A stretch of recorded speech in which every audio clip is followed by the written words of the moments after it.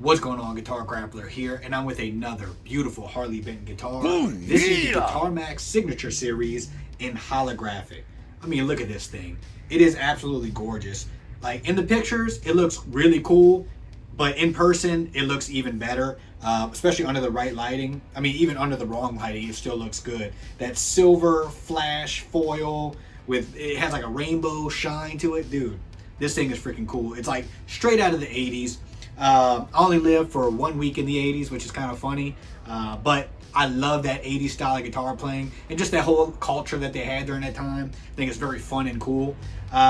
So one of my most viewed videos is a Harley Benton review of the Fusion 3, and that's an excellent guitar. I have a bunch of guitar covers using it. I love it.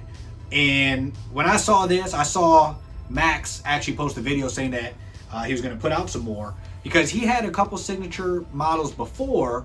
He had a green one for sure, and I really liked that one, but I didn't get it. It was just, I had my other ones, and I didn't really need another guitar.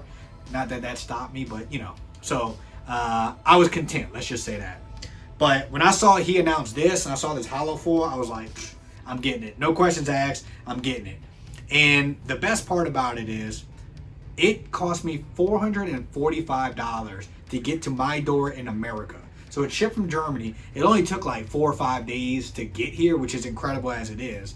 And the fact that it's that cheap is it's unreal. There is not another guitar where the MSRP is around $450 that you're gonna get like that much value that you get out of these. I mean, it's unreal, honestly.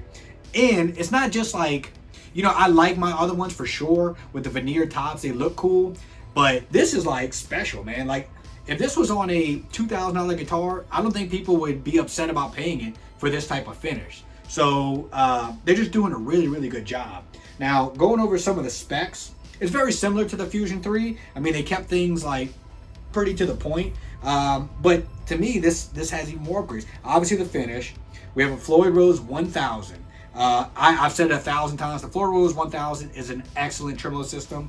Don't let anyone tell you otherwise. It holds tuning really well. My only complaint is it has the screw-in arm, and if you have one, I cannot suggest just paying. It's like 18 bucks for the push-in arm. It's very easy to change. Like when you change the strings, you can do it, and I'm going to on this one. This is such a huge upgrade. Like, to me, the value you get out of just this one upgrade is worth. It's almost priceless, because I feel like the tremolo reacts so much better than these. These, with that little screw in, it gets loose. And I'm sure some people had this and were like, man, this tremolo kind of sucks, because the bar is, it's really not the best, honestly. Put that push in there, you will have no issues. You can control how tight you want it to, because it's tightened by an Allen wrench. Do it. Just trust me, do it. The pickups are Tesla pickups. I think they sound really good. If I were to do a blind test and you were to tell me it was a Seymour Duncan of some sort, I believe it. They get the job done. They sound great. Good sustain. As you can hear in the recorded video that I had, they sound good, man. What are they called? Plasmas. I have all my specs here. That way I don't forget anything. The body is made out of Nyato, N-Y-A-T-O-H. Nyato, I'm guessing is how you say it.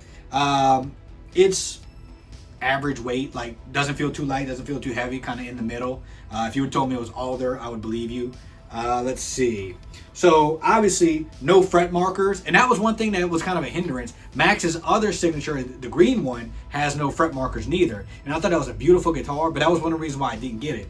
The finish was just so good that I said I'm gonna take a chance. And honestly, we have white fret markers at the top. I've had no issues. Like, I don't feel lost at all.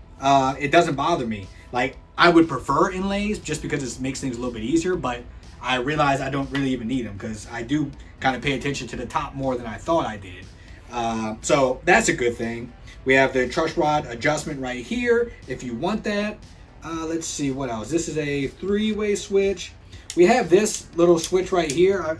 Did they say what they call it? 3-way? Oh, it's a mini switch for coil split, single coil humbucker. I don't really use that. I kind of crank it in the high gear and I'm ready to shred. This is the Canadian roasted maple fretboard and neck.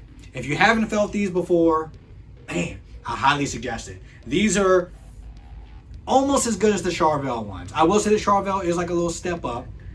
I'll be totally honest, but these are excellent. These are excellent. If you never played the Charvel one, you wouldn't even know it. So very nice neck, stainless steel frets, which is huge. On my other Harley Bentons that I've had, whenever I get the stainless steel frets come in, I always have to polish them because they feel a little, what's the word?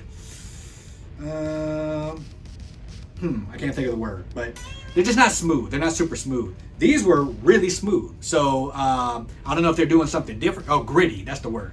They're kind of gritty. These were not at all. These were very smooth, straight out the box. It was set up perfectly straight out the box. It was a little out of tune. I tuned it up and I tuned it and I recorded that song. So it's ready to go straight out the box. I love where the action's at. It's perfect. It's not too low, not too high, dead on.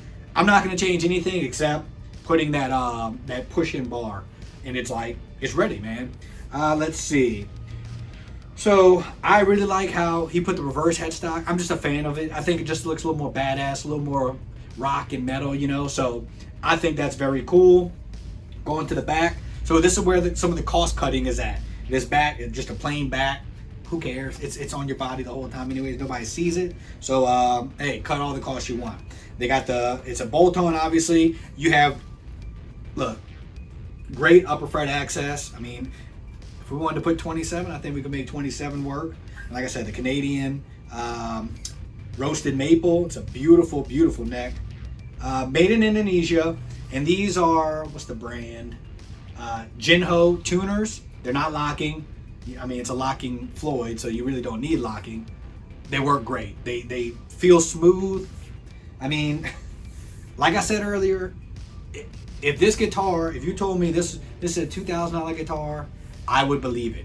Minus a couple things. And some of what I told you, the black on the back is kind of like a cost-saving thing. One of the other things that you'll notice on some of the Harley Bentons you'll have small little issues, like little flaws. And I'm going to put some pictures on the screen to show a couple of them. And mostly it's just like small little tooling marks. Honestly, nothing that I can even feel. Now, your guitar you get may have more than this. Your guitar that you get may have less than this. They're putting out a lot of guitars. So, but I've always noticed on every Harley Benton I got, there's like a little something, like a little couple tooling marks. Oh yeah, this knob for whatever reason, hopefully I can remember to put a picture, but this knob is like a little worn down right here for some reason. It's kind of odd, but it kind of fits the aesthetic of the guitar, so that's not that big of a deal. But that's really the trade-off. I mean, if you can accept a couple little marks and stuff, you are getting such a crazy value. Now, I would love to see that they are able to eliminate that, as time goes on, because the frets feel much better. And look, they're super smooth too. Like, I wouldn't even need to get a fret job done. Like, they're getting better. And I bought that other guitar probably 2 years ago maybe, and this is an improvement on that. And I love that guitar. So in another 2 years, I can only imagine the type of guitar and the quality that they're going to be putting out. But yeah, man, I just wanted to make this video and kind of talk about it. I was super stoked. I can't believe how fast it came. And unfortunately, right now, they are going to take several months before you can get it. And I'll be honest with you, I ordered this and it said ready within 3 to 5 days, I believe. And I ordered it, and then I kind of, got off of Toman, and when I went back, maybe like 5 minutes later, because I wanted to just kind of look at pictures of the guitar again, it said available in several months. So I'm not sure if I got the last one that they had, or at least for sure one of the last ones that they had in stock. So you know, that's the downfall right now. I'm assuming a lot of people are ordering these. There's probably a hot demand for them because of this hollow finish is just so cool. And Max has a good channel if you ever watch it. I'm sure if you're watching my channel, you've seen Max before. So anyways, absolutely amazing guitar. Very happy with it. Feels amazing, plays amazing, sounds amazing. And still to this day, Harley Benton is the best value that you can get currently. So anyways, I appreciate you watching. Keep on shredding.